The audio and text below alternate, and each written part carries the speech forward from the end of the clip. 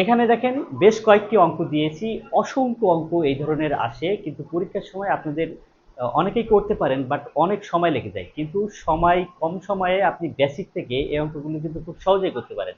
দেখেন এখানে বলছে 15.6 এর 8% কত, তারপরে 12.5 এর 1.3% কত, প্রাইমারি শিল্প মন্ত্রণালয়, এনএসআই, ডিসিএস সব জায়গায় এগুলো আসে। তো এই অঙ্কগুলো করতে গেলে আপনি জাস্ট মনে রাখবেন যে দশমিক বিবেচনায় না করে আপনি মূল সংখ্যাগুলো আগে গুণ করবেন। তাহলে এখানে দশমিক বিবেচনা যদি না করেন তাহলে এটা 156 আর এটা 8।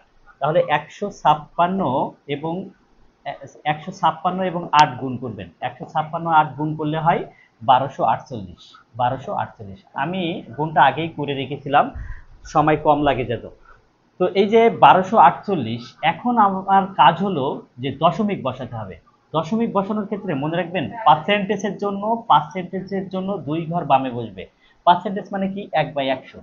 এই দুইটা শূন্য আছে বলে 2 ঘর বামে দশমিক বসবে। আর এখানে কয় ঘর আছে? এখানে 1 ঘর আগে দশমিক আছে। তাহলে এই 2 ঘর আর এই 1 ঘর, মোট 3 ঘর আগে দশমিক বসবে। তাহলে 1 ঘর, 2 ঘর, 3 ঘর এখানে দশমিক বসবে। অনুরূপভাবে আরেকটা যদি আপনি দেখেন, এইটা দেখেন, এটা হচ্ছে 0.2 গুণ 20। তাহলে আমি শূন্য বিবেচনা করব না, গুণ করলে হবে 40। এখন এই যে পার্সেন্টেজের জন্য 2 ঘর আর এখানে আছে 1 ঘর, মোট 3 ঘর আগে দশমিক বসবে। 1 2 3, বাকি ঘর শূন্য দিয়ে বসে করব। তাহলে এইভাবে কিন্তু করতে পারে। যদি বুঝে থাকেন তাহলে 3 নম্বর অঙ্কটি করে কমেন্টসে একটু জানান।